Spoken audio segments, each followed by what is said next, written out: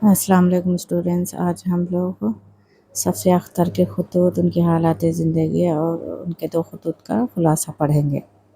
ख़त की तारीफ़ भी पढ़ेंगे। ख़त की तारीफ़: जब कोई शख्स अपने दिल की बात, जज्बात या हालात किसी दूसरे तक पहुंचाने के लिए कागज़ पर लिखता है तो इसे हम ख़त या मकतूब कहते हैं। इसकी अहमियत देखो। ख़त को आधी मुलाकात भी कहा जाता है क्योंकि इसके ज़रिए दूर बैठे लोग एक दूसरे से रब्ता करते हैं। अदबी मक़ाम: उर्दू अदब में मिर्ज़ा ग़ालिब, अल्लामा इक़बाल और सफ़िया अख्तर के ख़ुतूत अपनी सच्चाई और ख़ूबसूरत की वजह से बहुत मशहूर हैं। उर्दू अदब और रोज़मर्रा ज़िंदगी में ख़ुतूत की मुख्तलिफ़ अक़साम होती है। मौज़ू और ज़रूरत के लिहाज से ख़ुतूत को बुनियादी तौर पर दर्ज झेल 4 बड़ी अक़साम में तक़सीम किया जाता है। पहला क्या है? पर्सनल लेटर्स यानी निजी या ज़ाती ख़ुतूत। ये वो ख़ुतूत हैं जो हम अपने रिश्तेदारों, दोस्तों और अज़ीज़ों को लिखते हैं। मकसद क्या है? खैरियत मालूम करना या कोई इत्तला देना या मुबारकबाद देने में हम लोग पर्सनल लेटर्स का यूज़ करते हैं। इनमें ज़बान बेतकल्लुफ़ाना और सादा होती है, जज्बात और खुलूस का अंसर ज़्यादा होता है। मिसाल: सफ़िया अख्तर के वो ख़ुतूत जो उन्होंने अपने शौहर जान निसार अख्तर को लिखे हैं, यानी पर्सनल लेटर में आता है। दूसरा क्या है? कारोबारी या तिजारती ख़ुतूत यानी बिज़नेस लेटर्स। ये ख़ुतूत ख़रीदो फ़रोख्त, लेन देन और तिजारती मालूमात के लिए लिखे जाते हैं। मकसद क्या है? माल मंगवाना, रकम की अदायगी की इत्तला देना या शिकायत दर्ज करना। ख़ुसूसियत: ये ख़ुतूत बहुत मुख्तसर, वाज़ेह और मतलब की बात पर मबनी होते हैं। इनमें जज्बात की जगह पेशेवराना अंदाज़ अपनाया जाता है। ना बिज़नेस लेटर्स में हम लोग किस तरह से ख़त लिखते हैं उसके बारे में। उसके बाद सरकारी या दफ्तरी ख़ुतूत यानी ऑफिशियल लेटर्स। ये ख़ुतूत एक सरकारी दफ्तर से दूसरे दफ्तर को या किसी आम शहरी की तरफ से सरकारी ऑफिसर को लिखे जाते हैं।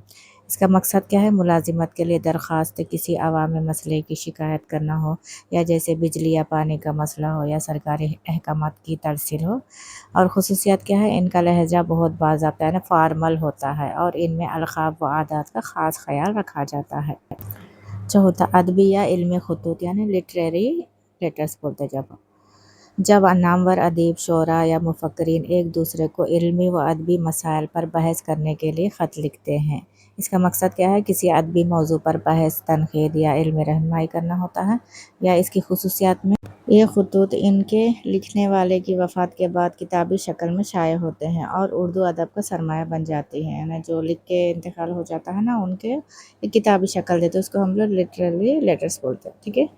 मिसाल के तौर पर मिर्ज़ा ग़ालिब के ख़ुतूत, अल्लामा इक़बाल के ख़ुतूत और अबुल कलाम आज़ाद के ख़ुतूत जो इनके इंतकाल के बाद में शाये हुए हैं किताब की शक्ल में। ख़ुतूत के अज्जा: एक मुकम्मल ख़त में दर्ज झेल 5 चीज़ें लाजमी होती हैं। ख़त किस तरह से लिखते हैं? पेशानी यानी मुक़ाम, रवानगी और तारीख़। दाएं जानिब ऊपर ख़त लिखने की जगह और तारीख़। अलक़ाब व आदाब: मुख़ातिब के लिए मुनासिब अल्फ़ाज जैसे मोहतरम, अब्बा जान, प्यारे दोस्त वग़ैरह। नफ़्स मज़मून यानी ख़त का असल हिस्सा जिसमें बात कही जाती है, बॉडी ऑफ़ द लेटर बोलते हैं ना वो। इख्तिताम: दुआ और नेक तमन्नाएँ जैसे फ़क़त, आपका खैर ख़वाह। मकतूब निगार का नाम और पता: ख़त के आखिर में अपना नाम और लिफ़ाफ़े पर पता। ये सब ख़त के अक़साम में आते हैं, यानी बॉडी ऑफ़ द लेटर। हम लोग लेटर कैसा लिखते हैं उसके बारे में। अब हम लोग सफ़िया अख्तर के हालात ज़िंदगी के बारे में पढ़ेंगे। सफ़िया अख्तर 1916 में पैदा हुए, 1953 में इनका इंतकाल हुआ। इनका ख़ानदानी पस मंज़र देखिए। सफ़िया अख्तर मशहूर शायर मजाज लखनवी की बहन थी। इनका ताल्लुक़ एक पढ़े लिखे और अदबी घराने से था। इनकी शादी मशहूर नग़मा निगार और शायर जान निसार अख्तर से हुई थी। मशहूर फ़िल्मकार जावेद अख्तर इनके बेटे हैं। इनकी तालीम और जॉब कहाँ हुई देखेंगे। इन्होंने अलीगढ़ मुस्लिम यूनिवर्सिटी से MA किया और वहीं उर्दू की लेक्चरर मुक़र्रर हुई। बाद में भोपाल के हमदिया कॉलेज में भी पढ़ाती थी। ख़ुतूत का पस मंज़र: जब इनके शौहर जान निसार अख्तर रोज़गार के सिलसिले में मुंबई चले गए तो सफ़िया अख्तर इन्हें जो ख़त लिखे वो उर्दू अदब का शाहकार बन गए। इनकी वफ़ात: सफ़िया अख्तर का इंतकाल 17 जनवरी 1953 को कैंसर की वजह से हुआ। दो ख़ुतूत का ख़ुलासा देखिए। निसाब में शामिल खतूत का खुलासा। सफ़िया अख्तर के खतूत के मजमूए का नाम ज़ेर लब है। आपके निसाब में शामिल खतूत का खुलासा दर्ज झेल है। पहला ख़त क्या है? तन्हाई और इंतज़ार का है।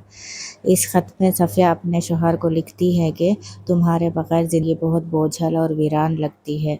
वो उन्हें बहुत याद करती है, लेकिन साथ ही शौहर को हौसला भी देती है कि वो मुंबई में अपनी मेहनत जारी रखे और घर की फ़िक्र ना करने को कहती हैं।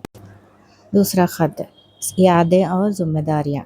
इस ख़त में वो याद करती है और ज़िम्मेदारियाँ के बारे में भी बयान करती है। सफ़िया अपनी शादी की सालगिरह 6 अप्रैल को याद करते हुए पुराने खुशगवार दिनों का ज़िक्र करती हैं। वो लिखती हैं कि वो अपने बेटियों की परवरिश बहुत हिम्मत से कर रही हैं और उनके सहारे ही जी रही है। उनके लहजे में जुदाई का दुख तो है, मगर वो एक बाहिम्मत माँ और बीवी का किरदार अदा करती नज़र आती हैं। सफ़िया अख्तर के खतूत की खुसूसियात देखते हैं। सच्चाई और खुलूस। इनके खतूत में कोई बनावट नहीं है। उन्होंने अपने दिल के सच्चे जज्बात को कागज़ पर उतारा है। मशरक़ी औरत की अक्कासी मिलती है इनके ख़त में। सफ़िया अख्तर एक ऐसी बाहिम्मत मशरक़ी औरत के रूप में नज़र आती हैं जो शौहर की दूरी के बावजूद घर, बच्चों और मुलाजिमत की तमाम ज़िम्मेदारियाँ अकेले संभालती हैं। सादा ज़बान। इनके ख़त में सादा ज़बान इस्तेमाल की है। उन्होंने बहुत ही सादा और आम फ़हम ज़बान इस्तेमाल की है। ऐसा लगता है जैसे कोई सामने बैठकर बातें कर रहा हो। नफ्सियाती असर। इनके खतूत पढ़कर क़ारी उनके दुख और तन्हाई को महसूस करने लगता है। यही उनकी तहरीर का कमाल है।